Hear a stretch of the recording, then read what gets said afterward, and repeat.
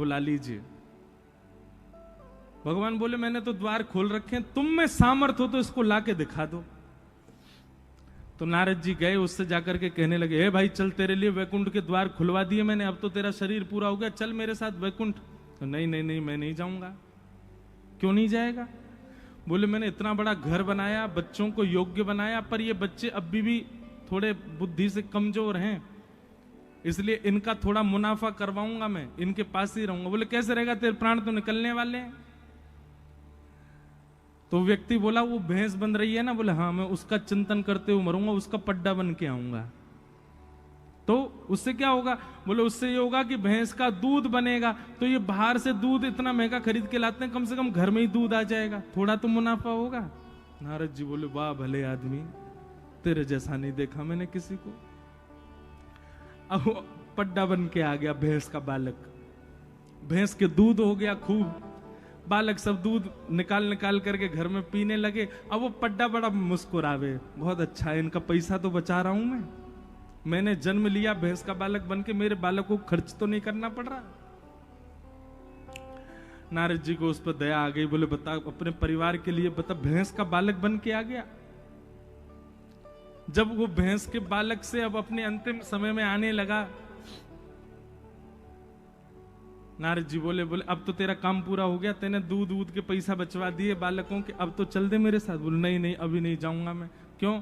बोले बालक जो है ये बड़े जो है रात में तान दुपट्टा गहरी नींद में सोते हैं, इनका घर चौपट्टा सा खुला रहता है, मुझे बड़ी चिंता होती कहीं कोई चोर चकारे घुस गए तो।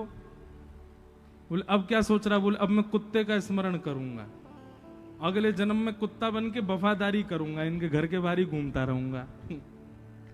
नारद जी बोले वाह भले आदमी, कुत्ता बन गया।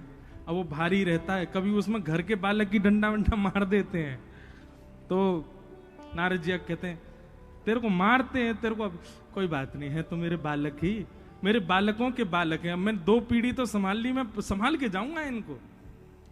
वफादारी करने लगा महाराज, चोर भी आ जाए तो उस पर भौंकता रात में। नारद जी महाराज बोले भैया बहुत लोग देखे, तेरे जैसा नहीं देखा। जब कुत्ते के जीवन में भी उसका अंतिम समय आ गया, तो नारद जी बोले अब तो चल वैकुंठ, तेने 3 जन्म गवा दी। बोले नहीं नहीं, ऐसे नहीं जाऊंगा। बोले तो अब क्या करेगा? बोले अब सर्प बन के आऊंगा। क्यों? मेरे बालकों के बालकों ने बड़े शत्रु बना लिए, उनको जा जाके डसूंगा मैं, इनकी रक्षा करूंगा।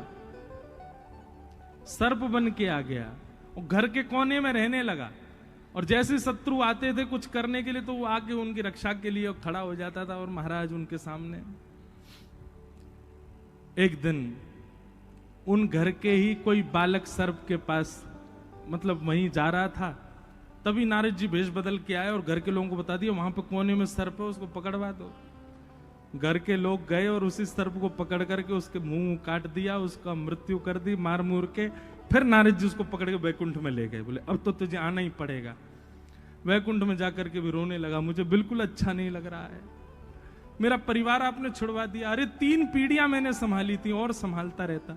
भगवान कहते हैं बोले नारद ये है संसार के लोग, ये इतने आसक्त हो चुके हैं, आसक्ति इतनी गंदी हो चुकी है इन सब के चित्त में कि इनको वैकुंठ की आवश्यकता नहीं है। ये भजन वैकुंठ का करते हैं, सुनते कथा में वैकुंठ है। पर आप सबको एक बात बता दूं, वृद्धावस्था जब हमारी भी आएगी ना, सत्य बता रहे हैं, उस समय पर हमको वैकुंठ का स्मरण नहीं होगा। भागवत जी में कितनी बार प्रमाणित किया गया है कि भाई मृत्यु समीप आने पर भगवत स्मरण और भगवत सेवा का स्मरण, भगवत धाम का स्मरण बहुत कम लोगों को हो पाता है, सबको नहीं होता। मुक्ति की कामना सबको नहीं होती, उस समय इतनी ज्यादा आसक्ति हमारी बढ़ जाती है। तो भैया आसक्ति तो हमारे चित्त में है, ये बात तो प्रमाणित है। हम आसक्ति का मतलब समझते हैं? एक तो होता है मोह, और मोह की ही चरम स्थिति होती है आसक्ति। आसक्ति कैसी होती है? मोह का मतलब तो होता है कि एक बार को वो व्यक्ति दूर हो जाए तो भी हम रोएंगे, थोड़े बहुत देर चीखेंगे चिल्लाएंगे, पर फिर भी रह लेंगे। आसक्ति कैसी होती है? वो व्यक्ति यदि दूर हो गया तो प्राणी निकल जाएंगे, ये आसक्ति है।